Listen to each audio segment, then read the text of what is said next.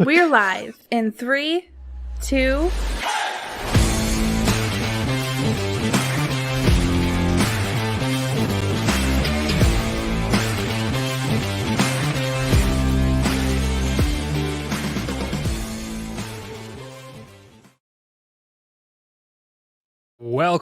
Welcome into season 3 of LeatherBrainz. Your host here, Slapdog, and damn is it good to be back.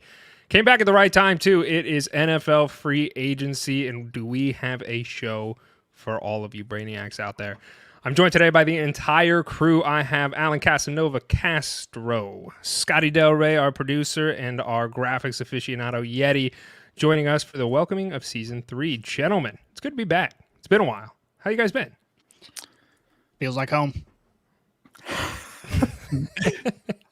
Couldn't have said it any better. All right. Feels like the hype is in full swing, gentlemen. It's great. It's great to have you guys here and very hypeful as we begin the conversation of the offseason. There is a lot that has happened in just the last 2 days. That's what we're here to cover. So we have some combine talk. We're going to push that to another episode. We're going to talk about these incoming rookies later. This episode is going to be solely focused on the player movement that has currently happened and kind of the projections and thoughts as far as some holes and gaps with some teams that now need to be filled. So before we get into all that, I do want to announce to everybody, it's March Gladness, baby. And for all you brainiacs that have been there since day one, we're trying to spread some joy and happiness to all you brainiacs out there. So we're giving away free signed jerseys all month long. Last week was Christian Kirk. This week it's Najee Harris. It is very simple to get entered. Go follow us on TikTok. That's all you got to do. Go follow us on TikTok. We will be posting videos all week long promoting March Gladness. If you share, comment, and like on them, you will get entered multiple times. So go do that and go follow us over on TikTok at LeatherBrainz. Gentlemen, let's just get into it. Let's get into it because there's a lot to talk about. So let's start out with Mac Jones. He is no longer a New England Patriot. Amen, Scotty. Amen. Congrats to all our Patriots fans out there. Yeah, this has been a long time coming. I don't think it's any surprise that Mac Jones is no longer with New England. His time as a starting quarterback was dwindling, and it has now come to an end. He will be the backup for Trevor Lawrence. Do you think he feels a little bit cucked about that? Came into the league at the same time, same age. Now he's just a few years later the backup for Trevor Lawrence. I would say probably. I think there's probably a little bit of resentment there potentially, but also it's probably for the best for the New England Patriots and also maybe him because he wasn't getting it done, and Jacoby Brissett has now signed with the Patriots. I think this is a pretty clear indication that the Patriots are going to draft a quarterback in this upcoming draft. Is that all fair to say? I think so. Been clear for a while, I think. Latest mocks have him taking Jaden Daniels out of LSU, which I think makes sense. I think the hardest thing for me to get over is I look at the Patriots and I still think of Bill Belichick. I'm like, oh, what's Bill going to do? I'm like, oh, damn it. No, he's not going to do that. So we're going to see like a philosophical just overhaul of how they do things. So I think Jaden Daniels kind of leans into that philosophical change. I'd like to see it from their end. The only thing from Mac Jones, the only thing I could think of is, do you think he sat there and saw for a 6th-round pick and he's like, damn it, just a 6th? Like, it's like worth this 4th at least. During all this movement, you're literally seeing like their value in real time. People are just talking about you and you're like, gross. No, I give you this. And you're like, damn it. Like, you think really highly of yourself as a professional, but then you come into this and you're like, oh, okay. Just not barely even anything. A 3rd-round pick, man. Just like just something towards the but end. your play, you also, I would imagine, and I'm not an NFL quarterback. I know that's a surprise to everybody here, but I would imagine that you know what you are. You know, like the film doesn't lie, the game doesn't lie, and when you sit there and you look at the product that you're putting out on the field, and you have to have some self-awareness to know I'm not getting it done, and I'm not the person to probably do this job. I could be totally wrong there because I am not an NFL quarterback, but I would imagine that these people would have enough self-awareness to understand that the scenario that they're in and what they're doing is not competent enough to get the job done. Yeah, I think this is agent season. You're seeing the agents pump them up. Sure. Like, it wasn't my client's fault. Look at the situation he was. Yeah. Look at the situation. Mm-hmm. Yeah. Well, this is sell season. Let's move to the next quarterback here, the Baker. He's staying with the Bucs. He signed a 3-year deal, $110 million. I am not surprised by this. I think Baker Mayfield really showed his true stripes last season and was actually pretty efficient, all things considered, for the Buccaneers, especially given a lot of vacancies that are at the quarterback position. I think this makes sense for the Bucs as well as Baker Mayfield. I was pretty happy about this, but what do you guys think? Yeah, I mean, we talked about this obviously leading into the offseason, whether or not he was going to stay or go, and I think we were in general consensus that he was more than likely going to stay. And now you're just seeing a relationship develop with Baker in this organization. You got to be excited for the Bucs. It seems like they've got the locker room mentality that they need to be successful next season. Now, I don't think they're going to go win a Super Bowl anytime soon, but this could be a legitimate playoff team. I posed this question in our notes here, and I'm interested in your guys' thoughts. We're going to talk about the Falcons and the moves that they've made, but given the way both teams are structured right now, which of these teams do you think is the better team? Which of these teams is more likely to be on top of the NFC South? From my perspective, it's the Falcons. I'm very excited for the Falcons. We'll touch on that when we get to good old Kirko Chains, so I don't want to show my hand too much, but if I had to choose out of the gate, it would be the Falcons for me. I think I have to go with the Buccaneers, but my only hesitancy with the Bucs is the fact that they lost their offensive coordinator, Dave Canales, who is kind of like a quarterback guru-ish, because if you looked at what he did with Seattle, he turned Geno Smith into a pretty good quarterback for that year. Then he went to Tampa Bay with Baker Mayfield. We saw Baker Mayfield have his best year yet last year, and now Canales is gone with Carolina. So I'm not saying Bryce Young is going to be a stud by any means. I'm just, I'm saying we need to watch out for that offense because it might not be the same, even though Baker did have a good year. It's really just going to come down to the defense for me because at the end of the day, Kirko is still Kirko. Is he going to show up in prime time? Is he going to show up when it matters the most? So I have to give the edge to the Bucs defense. We do have a question from Mike TX over on Twitter. He says, are the Cowboys going to do anything at all? Very clearly, Mike, you have not been following what Jerry Jones's plan has been all offseason. He had said chess. he's playing 3D chess, very obviously. He said he's going to go all in this year, and he did, in fact, sign a long snapper. So I don't want to see any of that talk. He's doing a wonderful job, and congratulations to the Cowboys for doing absolutely nothing to help their franchise get better. Let's go over to Russell Wilson, gentlemen. He is now officially a Steeler. He signed a 1-year deal for $1.2 million, but let's not forget the Broncos are still paying him. So he's a little safe. He's still getting the big paychecks. I think this was a very prominent landing spot for him. There was a lot of media outlets and Twitter moguls or ex-moguls saying that this was a very likely scenario to happen this offseason, and it did in fact happen. What do you think the implications are for Russell Wilson? Very obviously, Kenny Pickett was not the answer, and I think we can all agree with that. But do you guys like this signing, and what do you see this signing do for the Steelers franchise? It made sense financially if somebody's willing to pay that amount of money for him not to be on their team. If you can sign a veteran quarterback for $1 million, statistically, Russell Wilson, passing wise, was statistically on par with what Lamar Jackson did last year. And I know I'm not encapsulating the running and everything else he did for his team, but like as just from a passing metric, you're getting equal passing value from what was considered the MVP in the league, which if you're doing those kind of numbers, that leads you to believe that that's somewhat going to happen in a positive manner for your team. The only thing I'm circling right now is that Russell Wilson has a chance to do the funniest thing next season.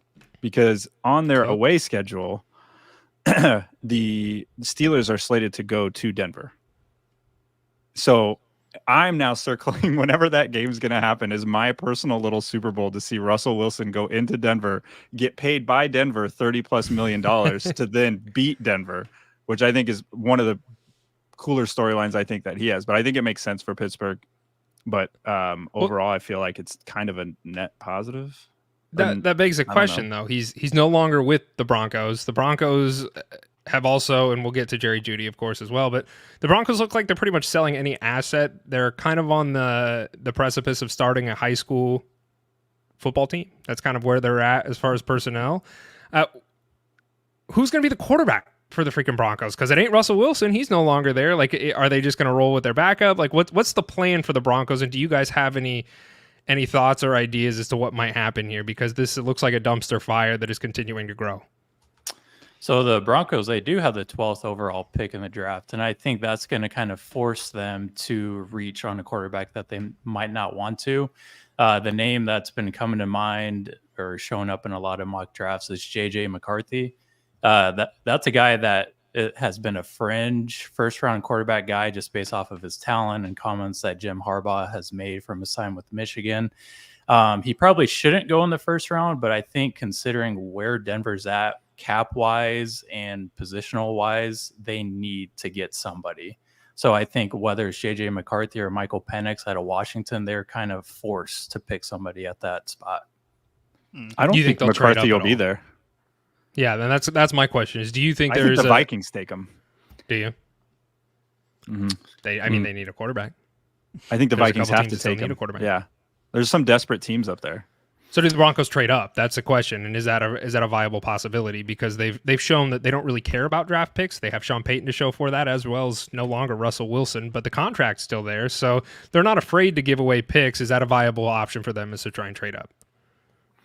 Yeah, I mean, you look at that number 8 spot, which was filled by Atlanta. Atlanta no longer needs a quarterback. Maybe they trade with Atlanta, get that 8 spot, and hopefully nobody else jumps them at that point. I think it's just going to depend if J.J. McCarthy is still on that board, because I wouldn't be surprised if Denver or the Raiders were to trade up into that 8 spot. Okay, let's talk about Kirk Chainz. This is probably, in my opinion anyway, one of the biggest signings in this free agency. Kirk Cousins was one of the most sought-after quarterback this offseason, and in my opinion, rightly so. I really like this landing spot for Kirk Cousins, and in fact, I think this is probably the best case scenario for not only Kirk Cousins, but the Falcons. Last season, we saw the dumpster fire that was the Falcons. They have fixed part of it, which was Arthur Smith. He's no longer there. Bijan Robinson stood on the sidelines next to him as eye candy for Arthur Smith and didn't do anything. Their quarterback position was absolutely abysmal. Desmond Ridder was not the answer, but the Falcons have weapons. They have other pieces around them. Their issue was quarterback. And now they have signed Kirk Cousins to a 4-year deal, for $180 million. So the man got paid. And he will still continue to be in Atlanta. He does.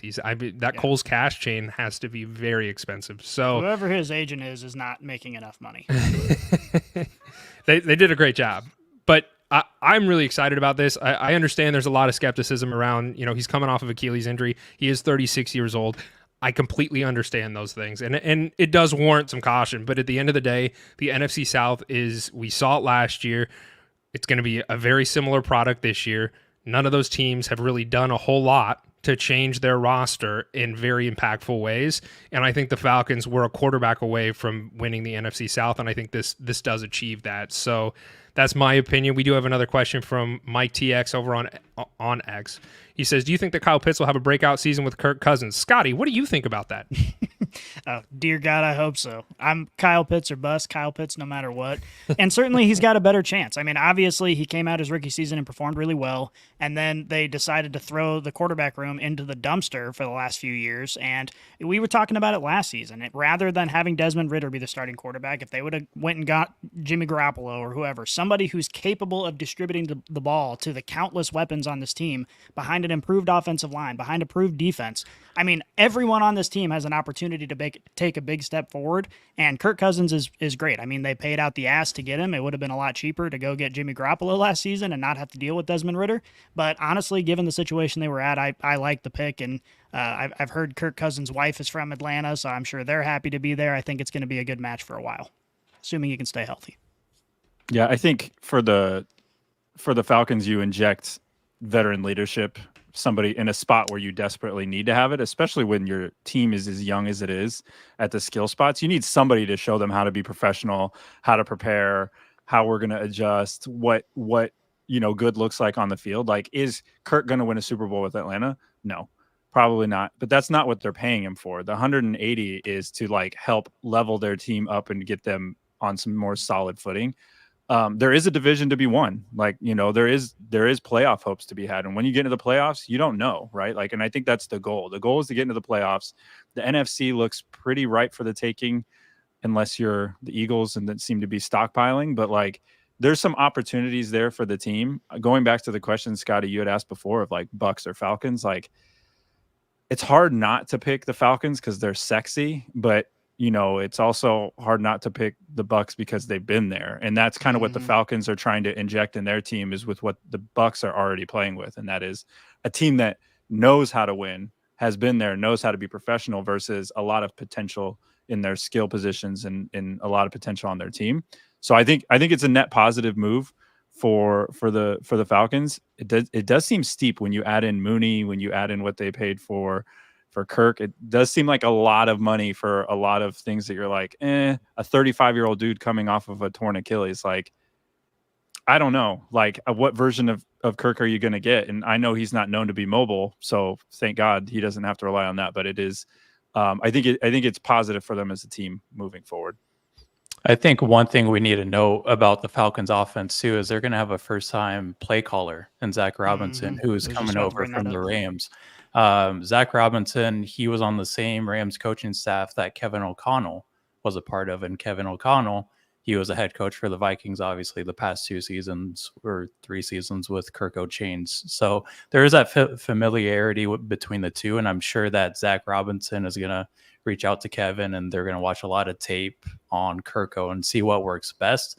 I'm not saying that offense is going to look exactly like Minnesota's, where they're throwing the ball the third most in the NFL, but I would not be surprised if they are in the top 5 for passing this year, just based off of what we've seen from Kirko. Well, and we got to remember, I mean, this is the McVay-Shanahan tree, and we know what these teams have been able to do with offense and what they've been willing to try and get going with offenses, which may look a lot different than what we've seen out of Atlanta in recent seasons. So I think we're going to see a lot more, at least an attempt to be a lot more dynamic, a lot more balanced, and get Bijan Robinson involved way more often on the ground and through the air, get these weapons involved. So this is all good things for Atlanta. If you're a Falcons fan, you got to be ecstatic. Go ahead. No, I was going to say, let's pivot over to the Vikings for just a moment, because they did sign Sam Darnold to a 1-year deal for $10 million. Not sexy, not great. But the main question everybody wants to know is, what does this do for Justin Jefferson, right? Because all signs are pointing towards the Vikings are also probably going to draft a rookie quarterback. What does that do for that offense? And what does that do for someone at such an elite level, such as Justin Jefferson? And how does that affect that team? I think for me, it's pretty easy to answer this question. Justin Jefferson is a top 5 wide receiver, no matter what, no matter who the quarterback is, because if you look at that coaching staff, as I just alluded to, Kevin O'Connell is still the play caller there in Minnesota. They threw the ball the third most in the NFL last season. They've been in the top 10 in throwing the ball every season that Kevin O'Connell has been in Minnesota. And I understand they had Kirk O'Chains there distributing the ball. But Kevin O'Connell's mindset isn't going to change without Kirko Cousins. Kirko Cousins, oh God. And then at the end of its name, it's okay. Right. And to further my point, we know Minnesota is going to be bad. They're going to be playing from behind majority of the season, I expect, which is great news for passing volume, right? Justin Jefferson's talent alone is the top 5 worthy, and that's not going to change in fantasy. Okay. Any other questions or thoughts, comments on the Vikings before we move on? No, I think the only thing you got to be careful if you're a Vikings fan is if the front office screws this up. I mean, wide receivers are the first people to demand trades. So the shelf life is not very long for wide receivers. I know Jefferson, if he is unhappy, I would just, if things start going south in a hurry, he's going to demand. And he had an opportunity last offseason to sign an extension, which he didn't necessarily do. And so he's definitely played his cards close to the vest. I don't think he's going to say like, oh, I want to be a Viking for life. And so we'll see how they smooth this out or iron this out, because I could definitely foresee a world where he's immediately asking to be traded. Well, yeah, and right before we clicked record, Adam Schefter did announce that Justin Jefferson was offered $30 million a year contract, and he turned that down. So it's going to get interesting, and it's really telling of, do the Vikings want to put the money where the mouth is with Justin Jefferson? Be silly not to, but they have some holes to fill at the quarterback position before they can kind of figure all of this out. Yeah, I mean they're teetering close to the edge because obviously we all know that drafting a rookie quarterback is really a hit or miss type of game. People can look great throughout all of college and then come in and be a dud in the NFL. Hello, Mac Jones. And so you have that opportunity or that chance that happens. And then I think Justin Jefferson is very smart for playing his cards close to the chest like this because if you get a dud, you don't want to be stuck there for a long time. Sure. Let's go over to the Raiders quarterback market. Yeti is our Raiders fan, our resident Raiders fan here on LeatherBrainz. You guys just signed the man himself, Uncle Rico, Mr. Gardner Minshew himself, to a 2-year deal for $25 million. Woo! I'm a big Gardner Minshew fan. What do you think about this, especially with the Raiders having the Super 13th Bowl. overall pick? Does that are you guys probably most likely drafting a quarterback? And who starts week 1 if you do? Hey, we might not have the best quarterback in the AFC West, but we got the sexiest quarterback, man. I mean, Enough said. look at that mustache. Look at that flow. Ooh. Enough All said. right. Anyways, in regards to Minshew signing with the Raiders, I think this is it's a perfect bridge quarterback contract. They're paying him $25 million over 2 years, which I feel like that's, if he's going to be the starter, that's great money, right? But if he's just a backup, I think that's kind of in line with what we're seeing from good quality backups. And I think he was a quality backup last year, obviously, with the Colts. So Pro Bowler, this is he was a Pro Bowler. Exactly. If he can be a Pro Bowler, then, that's great for him. But I do think the Raiders are still in a market for a quarterback. I think they're going to try to draft one. And I don't know. I personally would like them to trade up and go get Jaden Daniels, just because I think he's a sexy fit in that Raiders offense. He's familiar with Antonio Pierce from his time at Arizona State. I think Daniels he's a fun prospect. I just don't know if they have the capital or are willing to spend that much. And if they don't trade up, I hope they just draft the best player available. And then get a quarterback like in the 2nd or 3rd round. Okay. I feel like for Minshew, the nice thing is he's going to fit in on the strip wearing his jorts and his mustache. I feel like that look lends itself to being in Vegas. So for him, for the hotel owners, everybody, I think this could be a net positive for the city. I think for the organization as a whole, he can sling it. He's not scared to put it up. If I'm, Devontae, if I'm somebody sitting there, I'm like, okay, I'm at least going to get some balls thrown my way. I know he's not scared to throw it. He's not going to be like, check down Charlie. He's going to put it up there for me. So I think for the Raiders, kind of interesting. Raiders made some other moves on the defensive side, which we talked about in our text thread. Like, if you're not sure on your quarterback, you invest in the Lions, baby. You just your defensive and offensive lines. Just make them strong and just kind of stand pat, because you can see what NFL quarterbacks can do with great lines. If you have a great D line and a great O line, shitty quarterbacks can produce and get you some wins and get positive momentum. And I think for the Raiders, that's the direction it seems like they're going with some other moves they made. But Minshew makes sense, made financial sense, and I'm excited to see kind of what this offense is going to look like now moving forward. I'm excited to see the hair flow. Yeah, well, that's a given. Keep for it going. Sure. You are not confident in any way that they're going to go get Penix? It seems like he's the favorite on all the mock drafts I'm seeing to go to the Raiders. I don't know. I have a lot of question marks about Penix myself, just with his injury history and his age. I mean, he's going to be a rookie and he's 24, 25 years old, with 2 ACL injuries, a shoulder injury, you name it. I personally wouldn't like him at that 13 spot. If they trade back into the first round, like late first round, okay, maybe early second round if he's still available. But I just have this feeling with the way that the quarterback market is that we are going to see more quarterbacks go in the first round than we're anticipating. Because we know Drake May is going to go. We know Caleb. We know Daniels is going to go. JJ is probably for sure a lock in the first. Now I bet we start seeing Penix, even Nix. His name might get thrown around into the late first round. I've seen it a lot, just based off of the market right now.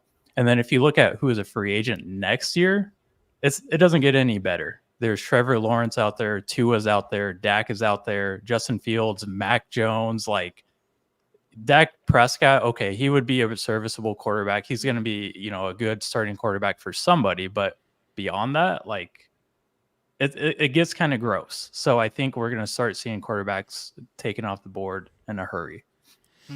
Well, guys, I want to just pause the show for just a moment here, and if you could all get your hands ready for a good old big round of applause with me here. Jameis Winston, he signed. He signed a 1-year deal with the Browns. So J-Mo. Jameis Winston is still in NFL contention, not contention. He's still playing in the NFL, and I'm here for it. And I hope that inevitably, when something goes wrong with Deshaun Watson, Jameis Winston will be there to save the day. So I'm excited for that. Congratulations to all of It's Cleveland. a wild card of a quarterback room. It is. I was going to say, could you imagine the pep talk coming out of that quarterback room? Like if Deshaun Watson and Winston had to get together, like if they're like, all right, hey guys, I need you to work on a pregame speech for tomorrow. Let's see what you guys got. That would We're be a going to dumpster massage fire. this W, baby. Yeah, baby. Both hands, massage it. There's zero chance Jameis Winston can like hold his tongue. Like he is going to say something stupid about Deshaun Watson and allegations or whatever, and he's going to do it on accident, but he's going to do it in front of the entire team. Hopefully, it gets caught on camera. See, but that's the It's gonna be thing is like hilarious. it's everybody will know it's on accident because it is. That's just who Jameis is. So it's not done out of like ill intentions. It's just the blunder that is Jameis Winston. You can't help but love him. I think I do want to all the- ask. Oh, go Sorry. ahead. I was just Go going to ahead, say, yeah. I want to ask a question about Cleveland's quarterback room because it's interesting, right? We saw Deshaun Watson. He looked kind of meh when he was healthy last season. Then we saw Joe Flacco come in and he was just slinging the ball. He looked great, straight off the couch. He looked great. But now the Browns, they spend almost $9 million on Jameis Winston to be a backup. Do you guys think this is like a sign to Watson that his time is kind of limited going forward? I think the money that they're paying him, he will be around. And I said the same thing about Russell Wilson last year. So you know what? I could be in the wrong there, but I think the money in the thing that you are praying with Deshaun Watson is he got hurt, right? So I'm tired of the excuses, and that's the bench or the side of the field that I'm on here is Deshaun Watson has continued. He hasn't played football in a year because the Texans didn't want to play him because of his allegations. Then he's suspended for a year. Then he comes in and he's hurt. Dude, it's been a long time since you played NFL football. It's time to buck the fuck up and let's go play football or get out of the way and let somebody else do this job because I'm done with the excuses. That's where I'm at with Deshaun Watson. When Deshaun Watson was with the Texans and he was playing football, he was playing good football. That was 4 years ago, right? And now I see this guy who is a shell of a quarterback that used to be and hasn't done anything. So yeah, I think I truthfully I don't think Laser Jameis is going to come in and win the starting job day one because I think it is still Deshaun Watson's job to lose. But I think Deshaun Watson should have some serious conversations with himself in the mirror about being an NFL quarterback and stepping up and playing football. I don't really want to see what Deshaun Watson's going to do with himself in the mirror, but I do think all roads led to Jameis Winston leading the Cleveland Browns to the Super Bowl. Like, I feel like, you know how amazing this would be? Their team is sick. Their team's loaded. Like, they literally just completely botched that quarterback signing. Like, it's going to go down as one of the worst. It's going to go like that one and Russell Wilson are going to go down as two of the worst like quarterback acquisitions in the modern era. And they happened like on the heels of each other. And they're just, I think teams are just so desperate and you could see how far they're willing to go. And now you're kind of seeing them reverting a little bit. So I think they at some point they're going to have to admit some costs with Deshaun's contract. But I mean, like you said, with Wilson, we didn't think the team was going to be willing to eat that much in dead cap, but we'll see. Now he's playing for the Steelers on a $1 million contract. So you tell me. We got one more quarterback to talk about. I think this is a really, really interesting one. One that I am interested to have this conversation on is Justin Fields and the Bears. Justin Fields was another one of those quarterbacks at the end of this last season who was touted as a very interested quarterback for many different parties. And here we are, day 2 of free agency. There's crickets. There are teams moving quarterbacks and signing backup quarterbacks and signing filler quarterbacks. And Justin Fields is still sitting on the Bears roster. The Bears have the 101, right? So there's a lot of different ways this could go. I've seen some where they still draft Caleb Williams and or the quarterback of their choice. I've seen it where they say, you know what, screw it. Let's keep Justin Fields. Let's build around him. let's trade this 101 for a huge compensation package. What did the Bears do? What do you guys think the Bears should do? Where does Justin Fields go from here? This is a lot to process and a lot of different moving fluid pieces here, but what happens here with the Bears and Justin Fields? Yeti, I want to hear your thoughts on this because I agreed with you way back when we were talking about speculation. I'm interested to see if your thoughts have changed. So I think at this current point, Ryan Poles, the Bears GM, has kind of fucked himself in regards to, I think he was holding off on, the Steelers and the Falcons. Those teams really needed quarterbacks going into the offseason. But I don't think anybody saw the monkey wrench in Russell Wilson becoming available for $1 million. I think anybody would be stupid to pass up Russell Wilson for $1 million, considering Justin Fields is going to be owed over $10 million this year just based on his rookie contract. So I think Russell Wilson and Kirko just kind of messed up the market for Justin Fields. So with that being said, I think Justin Fields' value is shrunk right now, obviously. It's been very clear with the way that NFL GMs are valuing Justin Fields and not wanting to trade any real capital for him. So I think they have to draft Caleb Williams and they have to keep Fields at this point. We know the NFL is a long season, and how many different quarterbacks started last year? There's over 60 different quarterbacks that started the game last year. So we know that Justin Fields is going to have value at some point, and it's almost like dynasty football, right? Like you wait until the deadline when the value is the highest. And I think that's what the Bears are going to have to do. They might have to roll out Fields for half the season or a few games, get some more film on him, and then dump him when his value is the highest when somebody else gets hurt. Yeah, I agree. I think this is just one of those scenarios where the Bears have overvalued Fields. Like, in the middle of the season, we're talking about what should the Bears do? Do they keep Fields? Do they move on? Do they trade him? What are they going to get for him? And I think this is one of those times where, like, you open the cupboards and you say, like, all right, I'm selling. And everybody's looking at it and they're like, no, we're not doing it. Like, and I don't know what they're asking for. And I don't know if I've ever seen, like, anything definitive that said, like, what the asking price is. But for me, it's just one of those things. I think, Yeti, you're right. I think it's going to come down to either at some point during training camp, at some point during OTAs, at some point during the season, a quarterback's going to go down, two quarterbacks are going to go down, and the team's going to get desperate and want to pick them up. And I think that's when the Bears unleash him. I think the shitty thing for Williams is now he's going to come into a circus. Even being the 101 anyways, it's going to be a circus. But now you have the incumbent. Very rarely in the NFL do you come into a situation, get drafted, and the guy that you're replacing is still on the team. And so you're going to have them looking over your shoulder. How much are they going to help each other? Is Fields going to be a good teammate? Are they going to get pissed off at each other? What does that transition look like? And I think for the Bears, this is kind of worst case scenario. And Russell Wilson really did kind of hose everything. But I want to go back because I think we've seen that on Twitter. There was a reaction from Fields and it circulated. And he's like in the kitchen. He's like celebrating. Now I want to know what that reaction was. I think that was old. I heard that it was an old video that got resurfaced and people were pretending like it was new. Oh. Yeah. I was going to say maybe the girl that Mike Tomlin texted him. Yeah, maybe. Or it could have been like a pregnancy scare that went the other way. Now he's excited. We don't know. So is trading the 101 completely off the table now for the Bears? Yes. And I would say so. I think I would be curious to see how other teams are valuing the 101 now, because they know what the Bears are dealing with right now. The Bears are going to be a dumpster fire when they take Caleb Williams. So now I bet teams are like, okay, draft Caleb Williams and see what happens. Like we'll just watch from afar. And I'm just curious how many teams are really going to be like, okay, we'll give you our first, we'll give you next year's first, 26 first. Like, I don't think many teams are willing to deal with polls at this point. I say 90-10. That's where I'm at. I don't think it's 100% definitive lock.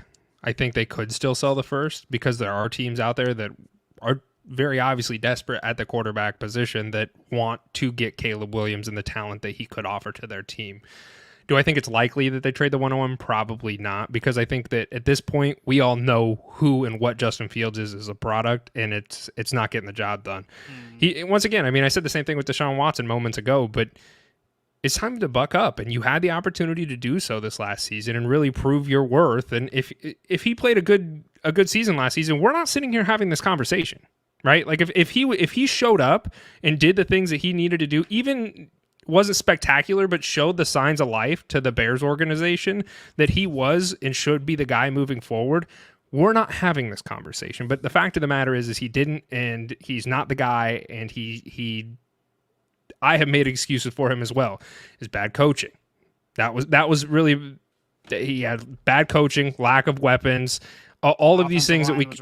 Offensive line was bad. We can sit here and make these excuses over and over again, but at the end of the day, if you're not getting it done, you're not getting it done. And I think that's just where the Bears are at. So I'm going to put it at 90-10 because I don't want to close and lock all doors here, but I do think that they will end up drafting a quarterback here. And you know what's crazy is when Justin Fields came back from injury, the Bears went 4-3 and they barely missed out on the wild card spot. They were one game away from being a wild card seat. Now, if they were to beat the Packers that last week and they made the playoffs, we're having a completely different conversation now. And I know that Justin Fields' overall record isn't the best, but the NFL is a recency bias league. So I'm just surprised that nobody's looking at that last week or that last 7 weeks when he was truly healthy in that scheme and being like, oh, he can win us some games. Like, we can be competitive with Justin Fields. But I think they were running him more, though, weren't they? During that 7 week, like they kind of tailored away, and then they were like, just go run the ball again some more. I don't think GMs want to pay a pretty penny for a quarterback that's basically just going to get hurt again, right? Yeah. Like he's just going to get hurt again. Yep. You don't want to pay for that. Yeah, I think Yeti hit the nail on the head when he said that if you were going to trade the 101, you should have done it before, shown confidence in Justin Fields that you're happy with what you got, so you're willing to give away the 101, because now you're right. I mean, at this point in time, you look a little bit more desperate. You know, Justin Fields wasn't shopped around as much as everyone thought he would, so I don't know how much people are going to pay. But if you would have traded away the 101 early or had serious conversations about trading away the 101, at that point in time, you could get a couple first-round picks for him, and then now you have Justin Fields, who isn't maybe the best quarterback, but does have potential, and you can surround him with weapons and a bolstered offensive line, and you can, by the way, have first-round picks in your back pocket to replace Justin Fields if he doesn't work out next year. That made perfect sense, but it does seem like they missed the window on that, so now it seems like Caleb Williams to Chicago is pretty much guaranteed. I'm excited for the combine rookies talk because I want to talk about Caleb Williams. That'll be our next episode, but I can't wait to dive into our confidence levels in some of these picks. It'll be interesting. We're not done talking about the Bears, fellas. Let's move over to the running back market here. Let's talk about DeAndre Swift. He was with the Eagles. The Bears traded to obtain DeAndre Swift for a 3-year, $24 million deal. I actually like the signing for the Bears. I think this really makes sense. I think the Bears kind of lost an identity with David Montgomery out of the mix this last season, and they didn't have a true running back one. They had a medley of 3 different guys at any given time, and depending on injuries, kind of depended on the flavor of the week. I think DeAndre Swift showed that he is a competent running back in the NFL with the Eagles this last season. He was hit or miss depending upon what the Eagles decided to do on any given week, but overall, DeAndre Swift did not look bad. I think this was a good signing for the Bears, and hopefully will give them a little bit more identity in the running game. What do you guys think? I'm a little bit more skeptical. I think I've been high on DeAndre Swift since Dan Campbell refused to use him. So, I think he's very capable. But at the end of the day, we saw DeAndre Swift come out last season and start the season really well and look really impressive and have a bunch of, a couple games in a row where he was rushing for a whole bunch of yards. And then it just kind of tailored off throughout the season. He became a lot less consistent. And this is behind the Eagles' offensive line. I mean, that's one of the best offensive lines in football. And we still saw his productivity sort of wane. And you wonder how much of that is DeAndre Swift, how much of it is the Eagles falling off the cliff. I think there are some questions there that need to be sorted out. Do you think that because there was a dynamic shift, I think we can all agree that we saw him used early in the season, and then we saw the Eagles kind of try and transition out of that running game. I don't know if it was because of Swift's usage or availability, or if they wanted to get Jalen more involved in the passing game.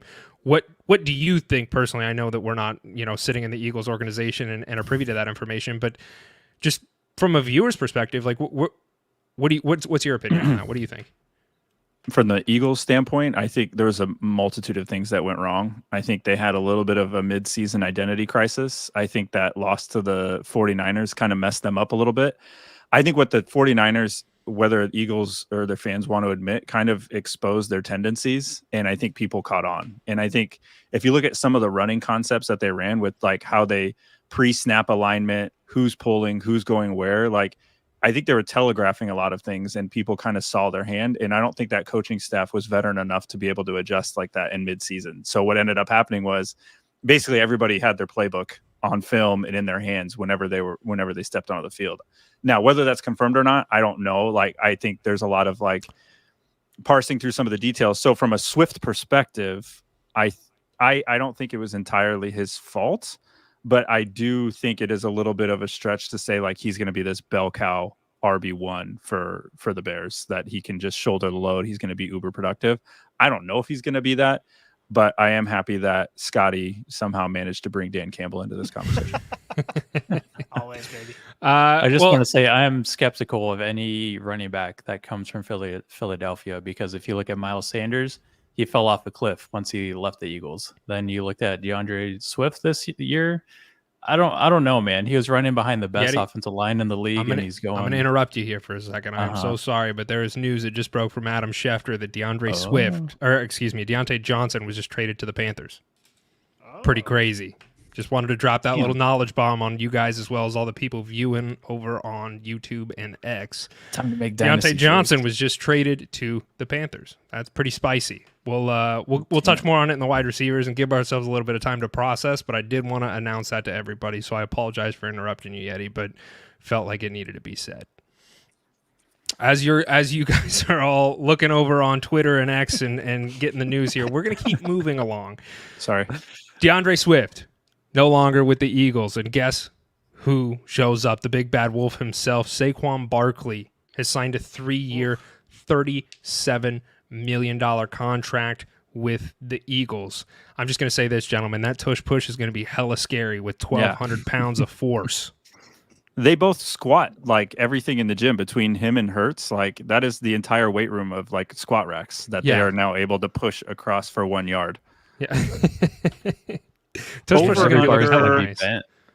Over under 10 touchdowns that Hurts takes from Saquon. 10? I'd say I don't over. think they're going to use the tush push as much. I think You don't the think tush so? push is They gonna did be lose Jason weaned Kelce. out. You lost Jason Kelce. Everyone always talked about how he was the whole thing with the tush push. But now we've got several years of everybody knowing about it. You lost Jason Kelce. I just think it's slowly going to be less and less effective for the Eagles. We'll talk about this in a second, but where I'm really concerned about the tush push happening, or a hybrid version of it, is in Baltimore with Derrick Henry under center.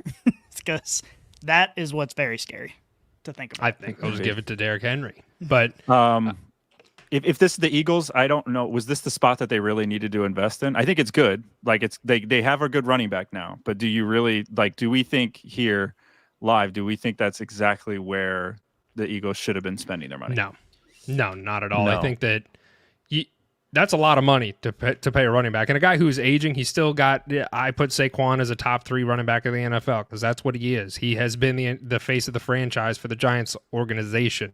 Tiki Barber, in fact, came out and said, Saquon Barkley, you're dead to me. But at the end of the day, Saquon had kind of clapped back a little bit and basically told Tiki to shove it. But there's a good point here, and I think it was Josh Jacobs that had said this, and he goes, at what point do you stop holding the players accountable for betrayal and you start looking at the organization and the fact that if the organization's not going to pay you and you can go somewhere else and it gives you a better opportunity to try and chase a ring and you get paid, why would you not take that? Mm-hmm. I think this is a two sides can both be right at once, because obviously I don't blame Saquon for taking the best contract that he can find, but I also don't blame Giants fans for the face of their franchise for the last several years going to their division rival, and they got to play him twice next year. Like that does absolutely fucking suck. I don't blame them for being mad about it either. Yeah, I guess in that backfield, what it comes down to is that now the sexiest quarterback running back combo in the NFL? That's a without good a doubt. question.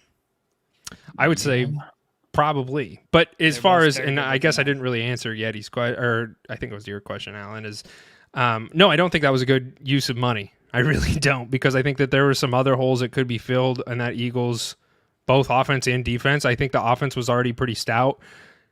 The defense also pretty good, but you could spend that money in other places, and I think you would find more benefit. For me, you look at the Eagles offense, you look at what the Eagles historically have done the last few years, and they haven't been a run first team. Saquon Barkley has been the entire offense for the Giants for the last few years, and while that is really nice to have, are you going to run the ball more? Are you going to make running an emphasis? Are you going to use him in the passing game? Like, I want to see these things. I'm optimistic that these things will happen. But as far as spending $40 million to get that, I just don't think it was necessary, because you've seen the Eagles find a lot of success without that. Yeah. So that's my this goes back to our conversation that we had last year when the running backs were all hitting a franchise tag point of the Eagles not spending money on running backs, because Howie Roseman in the past, he typically hasn't spent big money on running backs. He's drafted running backs or gotten veteran running backs on cheaper deals. So this is interesting, and it made me kind of think or wonder why. And I think a lot of it has to do with Kellen Moore. Kellen Moore, he obviously is coming over from the Chargers, was previously with Dallas. If you look at the success that he had in that offense, a lot of it came from dump off passes to running backs with Tony Pollard, with Austin Eckler last year. And I think Saquon, he's a do it all back, right? But he's explosive out of the backfield when he catches the ball, which is going to help shoulder the load for Jalen Hurts, because now we don't need Jalen Hurts to throw the ball down the field, 20 yards down the field to AJ Brown or Devontae Smith. We have a dump off option with Saquon Barkley. And obviously, this offense was hit or miss last year, but I think this kind of helps Jalen Hurts develop a little more. No, I hope it does. I think that Eagles fans also hope it does, but it's going to be interesting because I want to see it. There's a lot of new with the Eagles. There's a lot of old in a lot of ways, but there's also a lot of new. There's a new OC. There's a new DC.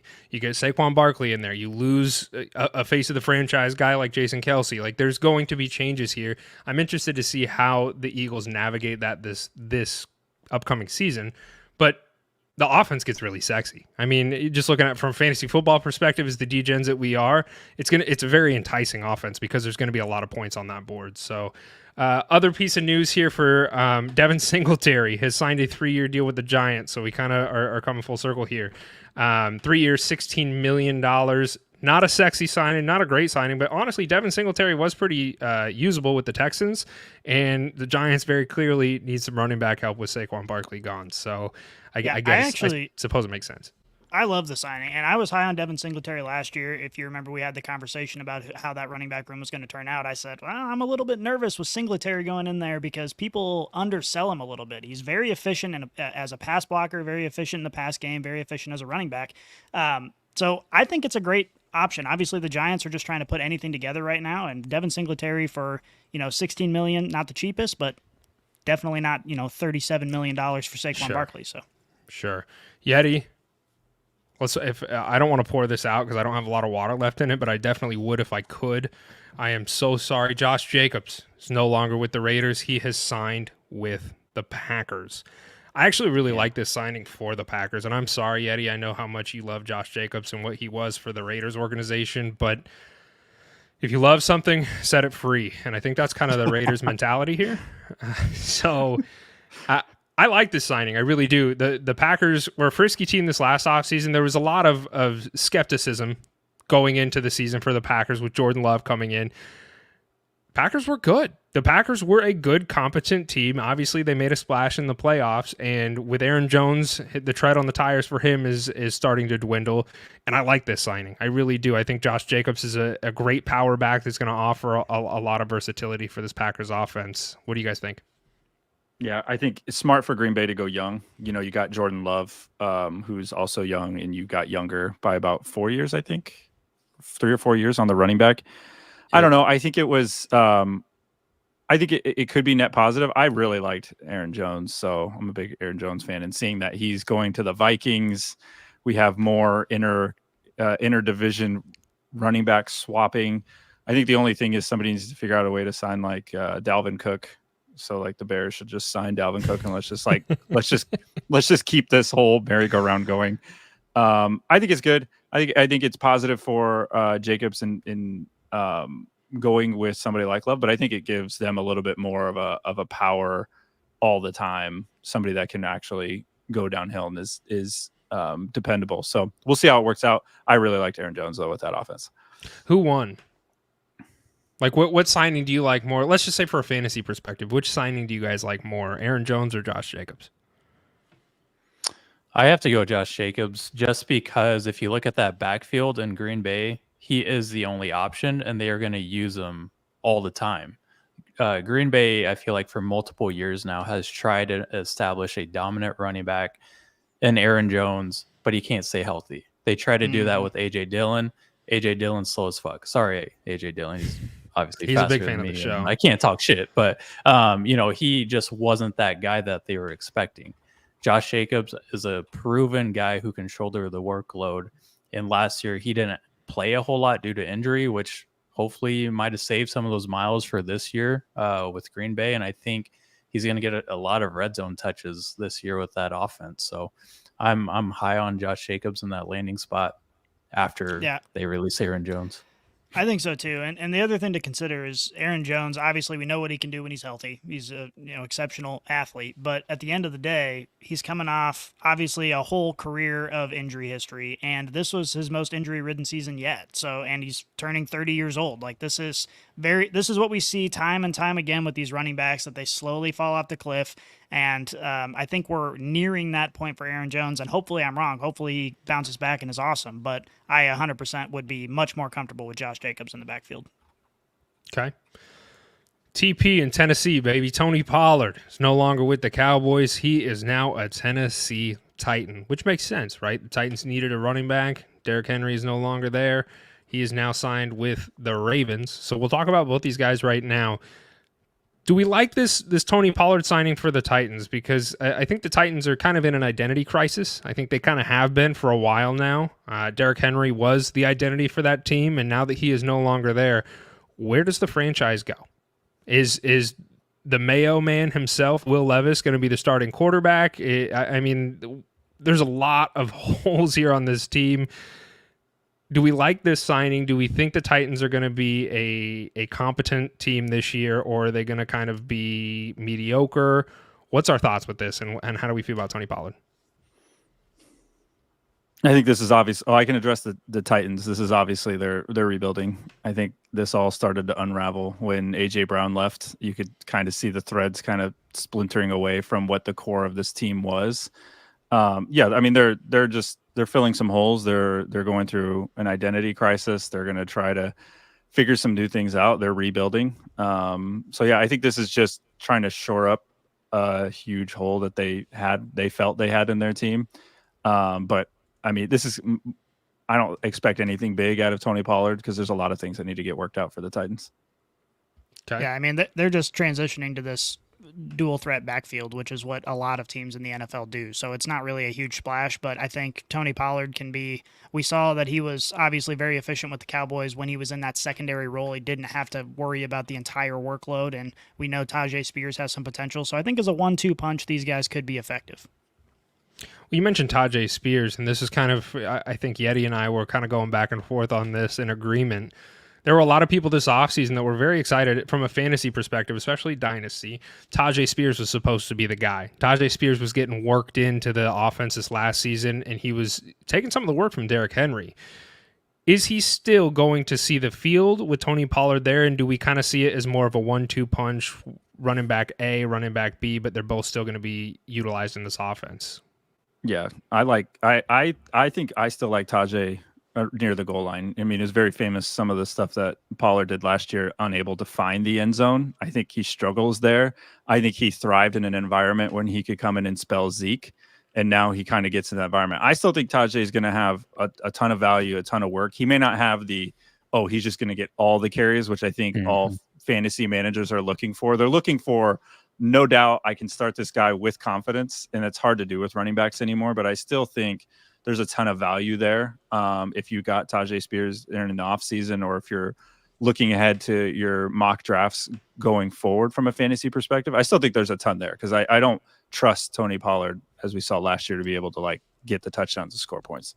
Well, and I think from just a fantasy perspective, this is kind of a lesson to be learned going into the future because, the Christian McCaffreys of the world and even the Derrick Henrys of the world are falling off the face of the fantasy landscape. So when you're looking to invest in a rookie running back, you need to do so with the appropriate level of expectations and not think, okay, this person's going to get 90% of the carries once the starting guy is gone. Because nowadays, pretty much every NFL team would rather have 2 or 3 running backs that they're cycling in throughout the game to keep everybody's legs fresh. And by the way, that also negates having to pay a running back $50 million when their shelf life is so short compared to other players, where you can get a few C+, B- guys and rotate them in with fresh legs and get a lot of the same results. Yep. So this is just something we're going to have to get used to. And as fantasy managers, be careful when you're looking with these rose-colored glasses at the future for your rookie running backs. And I think it's funny, from a fantasy perspective, all 6 of the guys, or 6 running backs that we have mentioned so far, they've gotten paid right away, right within the first day of free agency, but they all had down years last year. That's one thing that we're not really talking about with these guys is they're these contracts are great, they're flying off, but look at their productions. They all fell off in some way last year. And I get due to injury, due to team circumstances, and their situations might look better now, but they are all getting up there in age. And you mentioned Go ahead. Sorry. No, I was going to say, you mentioned falling off, and we're talking about Derrick Henry, right? He signed a 2-year deal with the Ravens. The man is 30 years old, and we already saw some of that production falling off when he was with the Titans this last season.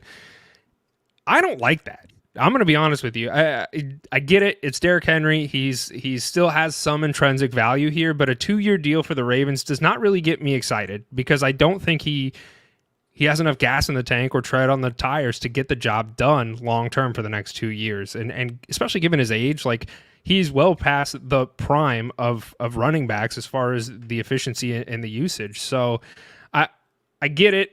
I think he still does hold some value for an NFL team, but I'm not excited for that signing. And I don't know if that's fair to say, or you guys disagree with me, but I didn't love it. He's got to go somewhere. I like what I saw from the Ravens backfield last year. I think they have some unique pieces that they can still layer in. I think Henry kind of gives them it's fairly team friendly. I mean, it's not exorbitant amount of money that they're giving him over 2 years. So I think it's pretty clear that Henry kind of had some aspirations to be on a winning team as he rides off into the sunset. But I also think it presents some unique opportunities if you're the Ravens to like window dress a little bit with him in the backfield. Like, okay, are they coming downhill at me or are they going to Zay Flowers? And I think that's really what you're looking for, because some of those young running backs that they did have, I don't know if it necessarily strikes fear into like a defensive scheme, but Henry being back there certainly does, because he's capable of just like running off and stiff arming your entire team. Well, and we can't forget about Keaton Mitchell. Obviously, you guys had mentioned that we're kind of a recency bias situation, and he was injured for the latter part of the season. But Keaton Mitchell was phenomenal when he started getting a lot of touches. And so this 1-2 punch there of having both of these guys in the backfield and being able to switch up your offense from we can run it down your throat, and also we have this speed back who runs a 4.25 40 in addition to all of our new receiving weapons and Lamar Jackson. I think it's a good signing. If I'm a Ravens fan, I'm happy about this. Okay, let's go over to the Gus bus. Gus Edwards signed with the Chargers, and the reason being, of course, is that Austin Eckler signed a 2-year deal with the Commanders. Austin Eckler was pretty absent this last season with the Chargers and was not nearly as efficient or effective as I think a lot of fantasy players had certainly hoped. He fell off the cliff pretty quickly. Do we like this signing by the Commanders? Do we think that Austin Eckler will have some new life breathed into him, or is it kind of the end of the road for him and he will fade off into the sunset? Thoughts and opinions? I think with Austin... Yeah, I think with Austin Eckler, his role going forward is going to be pretty clear. In a Cliff Kingsbury offense, he is going to be the third down back. He's going to be a goal line type of back. But I don't see him being an elite starter anymore in this league. And I think last year we can say he was slow due to injury, but he did not have that same explosiveness that he's had in years past. I think he's going to be the guy that comes in to spell Brian Robinson. They might do like a dual running backfield with Robinson and Eckler in at the same time, but it's going to be Brian Robinson's show to lose. Yeah, we have no reason to think that they're going to come in and change. I mean, obviously, it's a new situation here in Washington, but we saw what it was last season when we were talking about, okay, Antonio Gibson versus Brian Robinson. From a fantasy perspective, even, we're talking about, okay, Antonio Gibson is the pass catcher, and so we maybe would rather have him because he's got that PPR upside. And what we saw is Brian Robinson dominated the backfield. They hardly ever gave the ball to Antonio Gibson. And obviously, Austin Eckler has a little bit more history being an impressive back than Antonio Gibson does. But at the same time, it's like Brian Robinson proved that he can handle the workload. I think he's going to be the 1A guy, and Austin Eckler is going to be, like Yeti said, that third down guy or for special situations. But I think as a bell cow, his time is done. You want to know what's brutal about sports and just ages and how we view some of these guys? Eckler's 28. He's 28. We're sitting here talking about him like he's an old grandpa and like his knees are about to fall off. That's how they, that's how we view and it's more about miles, right? Like he has a ton of miles on him. Those knees have a ton of miles on them. Also, doing prep for this show, I had forgotten that Eckler was actually born in Lincoln. I forgot about that. I forgot he was born in Lincoln, Nebraska. So shout out. That's why he Nebraska. spends all his free time doing streaming Farm Simulator. But so we're talking about these assets that are this aging. Is the home. We talk about these assets that are aging, but he's 28. Yeah, he's 28 years old. Like he's old for a running back. 30. He's 30. I know, but that's what I'm saying. Like that's how quickly this goes in the league. If you talk about when these guys enter the league, you talk about their shelf life, and we talk about what are teams going to do with these guys. Like it's just very small window. Somebody else that's going to be creeping up on 28 very soon is Christian McCaffrey. Like as we know, he's Which a god. Crazy, we know. Because you look at what Christian McCaffrey can do, and like Christian McCaffrey is showing no signs of slowing down.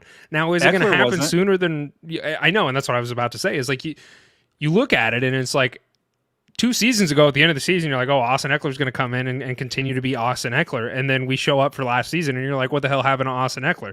At some point, it's going to happen to Christian McCaffrey. Well, the difference is one of them plays for the Chargers and the other one plays for the San but the other one played for the 49ers. Panthers for like 6 years. Yeah, and one is younger. also getting 300 carries a game in Christian McCaffrey, whereas Austin Eckler is getting less than that. Yeah, so how long saying. can Christian McCaffrey hold on to that 300 touch workload? This is probably a conversation to bookshelf because I think we could go back and forth on this, and we still have a lot of information to cover here. So let's keep moving. You mentioned Antonio Gibson, Scotty. I want to mention to all the brainiacs that do not know that he is now with the New England Patriots. So nothing flashy, nothing crazy. It's the New England Patriots, and they'll probably be a committee group. And if Gibson touches the ball, great. If not, nobody expects anything.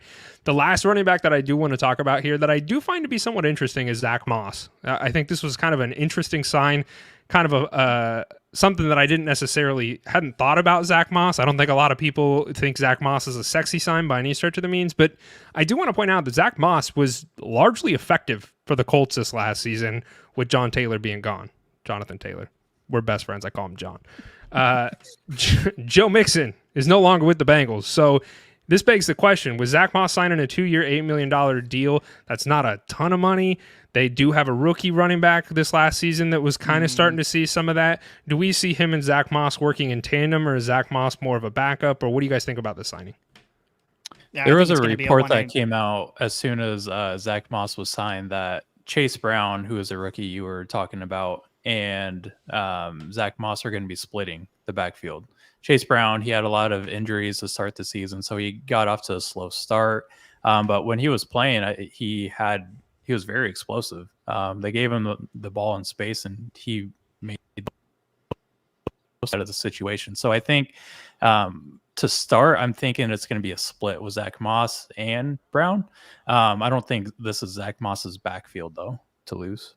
Okay. Yeah, I 100% agree with that. And I think this goes to show with what we just talked about, all these people who are so excited for Chase Brown, knowing that Mixon may or may not be there. Okay, well, they're bringing in another guy. I think it's going to be a 1A, 1B situation. Again, obviously, both these guys can be effective, and they're going to be even more effective on a per-carry basis when they're both getting rotated in. So I think that's what we're going to see for the long term. Okay, let's go over to wide receivers and tight ends. T. Higgins. He was franchise tagged and has requested to be traded. I don't think it's going to happen. I think he's going to stay home. I think we're all kind of not in agreement there. I don't think we need to go into too in-depth analysis here unless you guys want to, but He's probably going to stay with the Bengals, and they're going to give it one more shot. Probably, but I think this is a cautionary tale for teams that are like, okay, we got to the Super Bowl, we have a young team, we'll just keep the gang back together and we'll just keep going. Like, still a business. Like, you see, you just lost Joe Mixon. You see Higgins is looking elsewhere. It's hard to pay all these guys. Like, it's tough. Like, you got to capitalize when your window's open because you don't know what it's going to look like. And so for Bengals fans, like, fingers crossed that they're able to keep a lot of the group back together that can keep contending for the AFC title. It's like the old high I think school one friends. team to watch out for in this whole trade market, though, is the Tennessee Titans. I think with the Bengals' old offensive coordinator going over to Tennessee, he's going to want to bring in a bona fide wide receiver one with D-Hop getting up there in age. So watch out for Tennessee to try to make a trade for T. Higgins before the trade. You heard it here first. Before the you draft. heard it here first. Yeti calling the Dun, shots. dun, dun. All right, Michael Pittman signed a 3-year deal for the Colts. I love this signing. I think this was a great signing. Yeti also loves this signing as he owns Michael Pittman in Dynasty Football, and what better place to be than with the Colts. Truth be told, I think this is a great signing for the Colts to continue to have him on their team because he is an elite wide receiver, and I want to see the continued development of Anthony Richardson, and I really like this signing for that reason. I think it makes sense, and they do need an alpha wide receiver. Michael Pittman is that, so congratulations to him and the Colts. That was a really great signing in my opinion. Another one, Mike Evans, Tampa Bay. Mike Evans was one of the, I think, most sought-after wide receiver this offseason for free agency, and one that a lot of teams were hoping to win the lottery for. Didn't happen. He stayed home. He's staying with the Bucs. He signed a 2-year deal for $52 million. Mike Evans, I don't think Mike Evans gets the respect he sometimes deserves because I think he often gets forgotten in the conversation of like elite upper echelon wide receivers. But he is that, and you'll hear a lot of other wide receivers in the NFL often talk about Mike Evans and his ability to his route running, and they always consistently put him in the top 5. I like the signing for the Buccaneers. You know, we talked about Baker Mayfield, him staying there. Another group of people that are getting the high school band back together and giving it one more shot here. I like this for this reason. So anything you want to touch on there? You want to keep moving? No, well, I think this signing, when this contract got done before Baker, and when you saw that they weren't getting rid of Mike Evans, you're like, oh, they're going to try to go for another run at this with this group of guys. So I think it's good for him. I think the city of Tampa deserves to keep guys like this in that jersey for a long time, forever, for their whole career. And so I'm happy for him. He got paid, and happy for the city that they get to keep that guy. Yeah, I mean, I know it's early, but I am rooting for Tampa Bay right now. I hope that they find success because I love this Baker Mayfield story. I love this new friendship that he's got with Mike Evans, and both of them wanted to stay with each other and try and run it back and get to the playoffs. And I hope that they make it. I think it's exciting. I'm excited to watch. It's kind of hard for me to root for him just because, like, they got one recently. You had Tom Brady for a little bit. You got to experience the joy. Like, give it to someone else. But I get what you come from. Denver. This was pretty interesting. Like we mentioned earlier, they were playing with a high school team now. They did trade Jerry Jeudy to the Browns for a 5th and a 6th round pick. Yeti, what are your thoughts on this trade? Honestly, I feel like this is a lateral move for Jerry Jeudy. If you look at the offense in Denver and you look at the offense in Cleveland, it's about the same to me. You look at Deshaun Watson, I think him and Russell Wilson are on par with each other as far as the quality of play. And I just don't see there being enough passing volume for Cleveland to have success with Jerry Jeudy. Let's not forget that Amari Cooper and Elijah Moore are still there in the wide receiver room, as well as David Njoku, their tight end. Obviously, their running backs are kind of a question mark with Nick Chubb. We don't know if he's going to be healthy for next season or when he's coming back. But the passing volume just isn't there to support 3 wide receivers. So I don't really expect anything out of Jerry Jeudy. As far as I think it's got to be Elijah Moore. He got a lot of targets and a lot of touches, but he was very ineffective with his touches. So I think, unfortunately, it's Moore. I agree with you. The only thing that gets me kind of excited is I think they've been looking for like a quick slot type guy because Cooper he stretches the field, right? I think they were looking for a slot type guy, and I think Elijah Moore was not the answer that they had hoped he had been, which is why they brought Jerry Jeudy in here. I still agree with you. I think there are certainly question marks, and there's a lot of mouths to feed in that offense. So I'm interested to see the dynamic and how Stefanski brings him in and operates with Jeudy. But was one that I would have liked Judy to go to a different home where he has a higher opportunity to shine, but I think this is somewhat of a lateral move. I do agree with you. And I think Tyler this Lockett. answers our question from last year if Cortland Sutton is better than Jerry Judy. I think the Denver answer's- chose. Yeah, I think they chose. Well. They chose that. You can't Or trust Jerry Denver- Judy's just Denver at younger, all. and they couldn't sell Sutton for what they wanted. But you're probably Denver right. hasn't made a good decision since Peyton Manning, so I'm That's not true. really concerned about what they're actually doing versus what's right. Fair statement. Tyler Lockett restructured his contract with the Seahawks. He will be staying there, which inevitably means more frustration for DK Metcalf and Jackson Sigba because now, once again, there's 3 mouths to feed. Darnell Mooney. I actually missed this one. I missed this one until right before the show started. Darnell Mooney signed a 3-year, $39 million contract to the Falcons. To me, that is an extreme overpay for who and what Darnell Mooney is. Don't really understand that one, gentlemen. I'm going to be completely honest with you. I don't love that, especially for the money. What are your takes on that? We're talking about Saquon Barkley. This is the same contract for Darnell Mooney. Yeah. That's true. Yeah. That's very true. That's yeah. it's a good way to look at it. I think the Falcons were just they got Kirk. I think they just wanted another weapon to put it on that offense to kind of keep it humming. But I think it was a little bit. It's funny this season. It's either if they sign to your team, smart, great signing. If they didn't sign to your team, it's an overpay. It's always the reaction. They overpaid. Dumb overpay. Rip off. I think that this goes to show that the Falcons are confident in what they have. I think that it took them too long to realize it, but they realized, hey, we have a quarterback problem. Maybe we have a bit of a head coach problem. Let's fix those two things, and then let's just go for broke. And let's sign people that we need to sign. Let's add pieces. Let's overpay, whatever it might be, because we want to compete right now. And I think that's the mindset that they're in, which is kind of smart because they do have a lot of weapons. They're all young right now. They don't have to worry about paying people. You got a couple more years before people are going to start falling off. So, I'd say put all the eggs in the basket and go for it. And I don't know if it's going to work out that well, but I respect the decision to send it. Well, they're going to have a lighter. If you look at the wide receiver room minus Drake London, before the signing, they had Van Jefferson, Mac Hollins, Scotty Miller, and Austin Mack. That tells you all you need to know about this signing. And you're right. And I do think, to Scotty's credit, I do think that argument holds a lot of ground. You look at, typically when teams do pretty bad, they have more favorable schedules the following season, and that's kind of where the Falcons are going to find themselves in. But the fact of the matter is the Falcons, on paper, looking at the talent they have, should not be nearly as bad as they were. NFC South is pretty wide open at the moment, and the real competition is going to be the Bucs, and they have a legitimate chance. So I do agree with you, and I think that's fair to say. And let's go ahead and put some eggs in some baskets and try and make an actual push here, and it's going to be really interesting to see how they perform this season. As we mentioned a little bit earlier in the show, when the news broke, Deontay Johnson has now been traded to the Panthers for a 7th-round pick, and the Steelers received D-back Dante Jackson and a 6th-round pick. Man, I'm still trying to come to terms with it. It was not something I had necessarily planned for before the show. I think hate if you have Deontay Johnson from a fantasy standpoint, you don't gross. love it. No. Gross. But for the Panthers as an organization, It's a lateral move. I mean, you didn't love Deontay Johnson. Or it got worse. It was probably either the worse. same or worse. And you're like, damn it, because he's good. I like Deontay Johnson. So we'll see.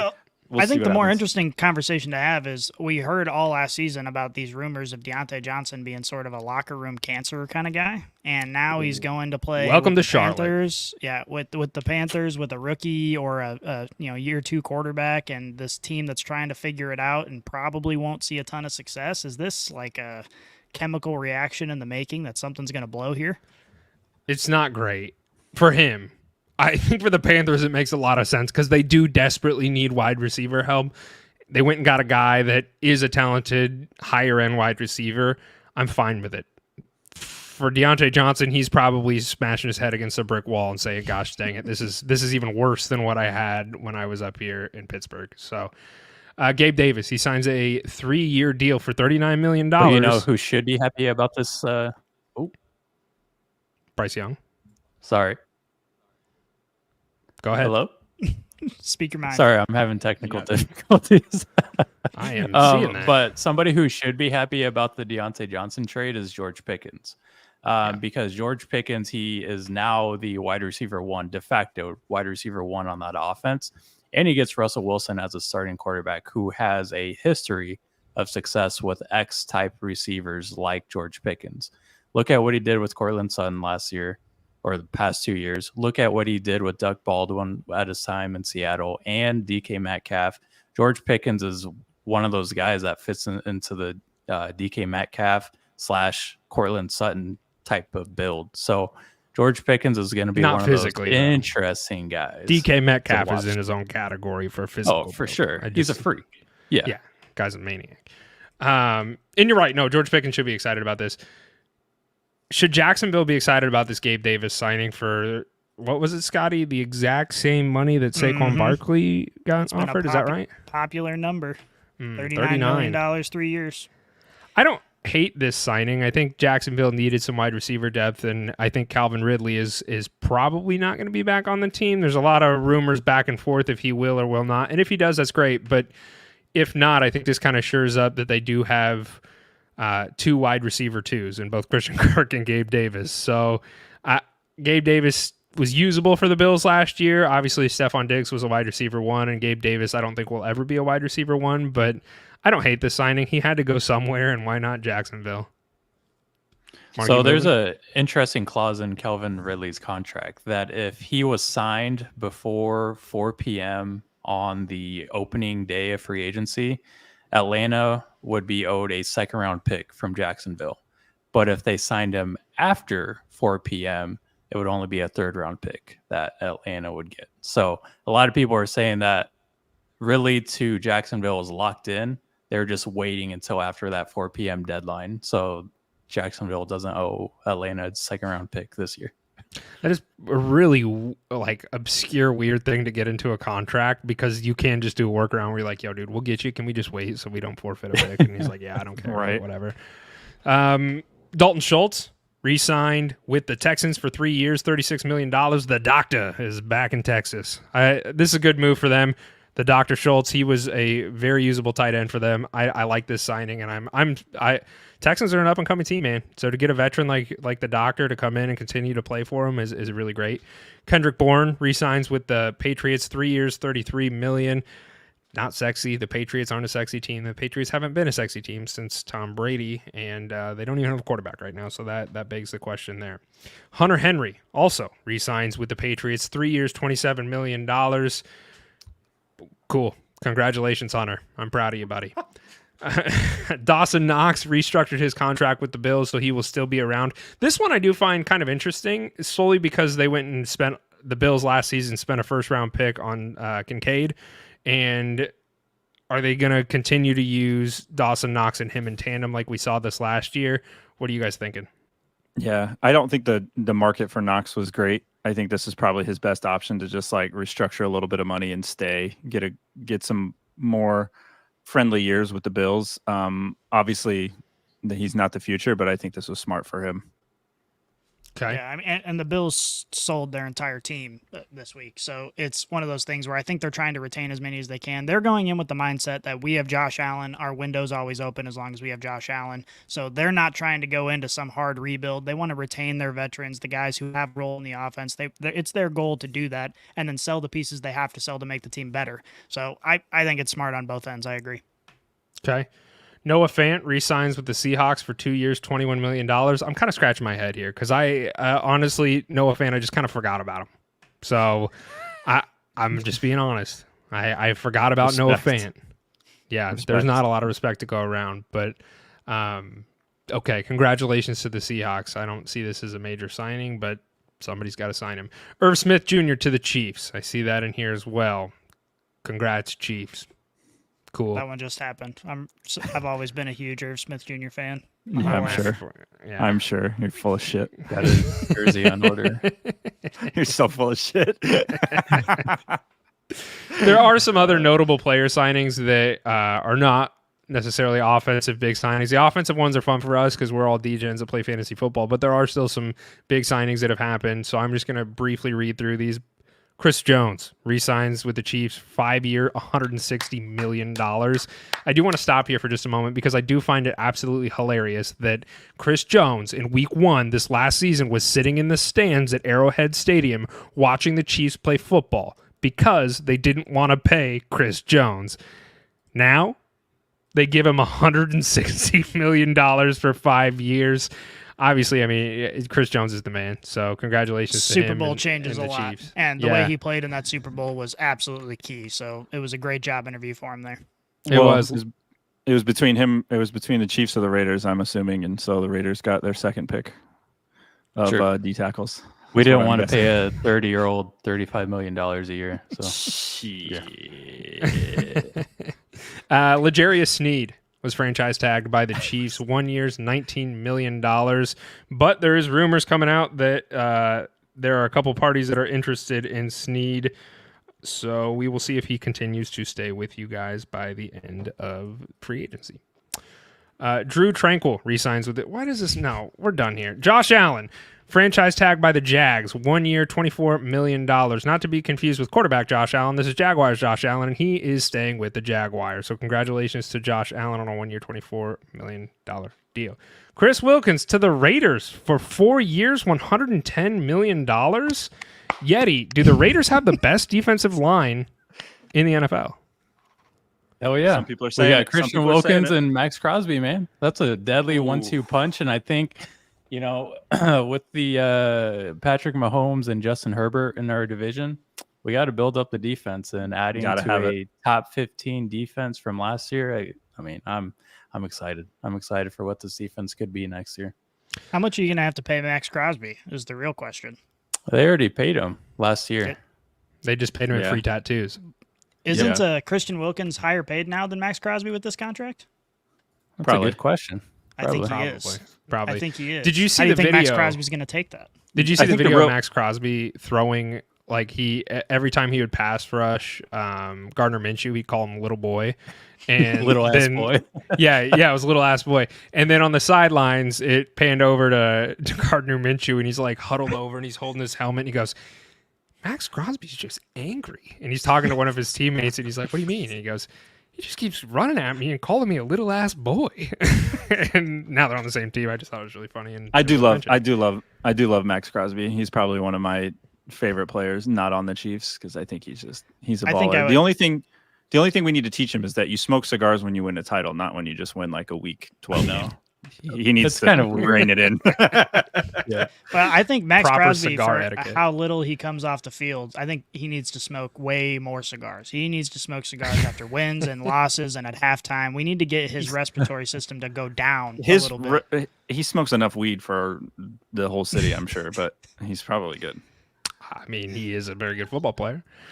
We have Justin Matabuke re-signs with the Ravens for 4 years, $98 million. Jalen Johnson re-signs with the Bears, 4 years, $76 million.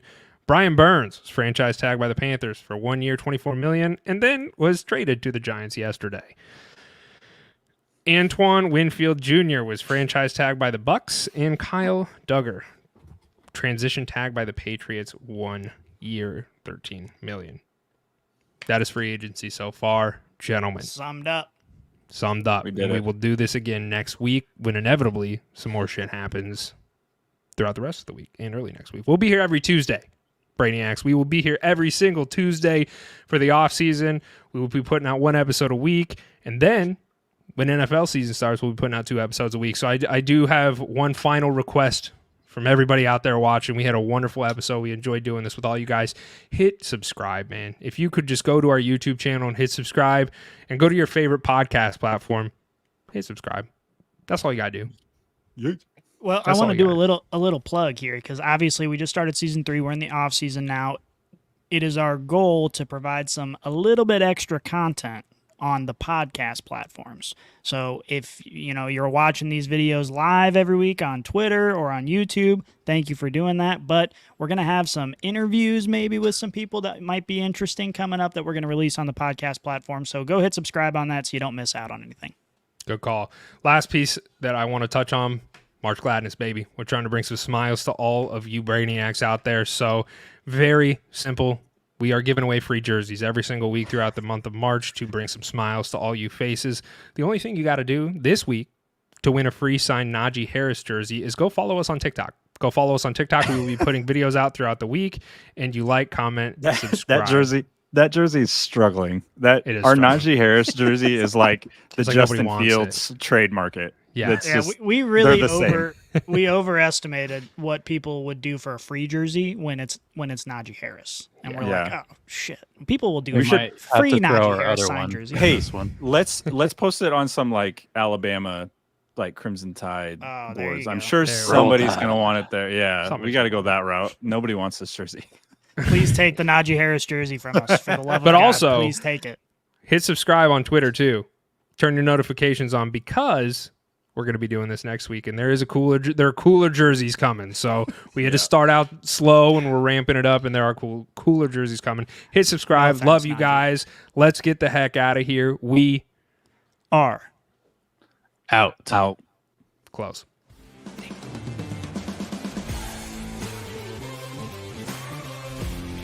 If you enjoyed this episode, make sure you tune into our new releases every week on your favorite podcast app. Follow us on Twitter, Instagram, and Facebook, and check out LeatherBrainz.com for all of your fantasy football needs. And remember, Brainiacs, a championship should be more than a fantasy.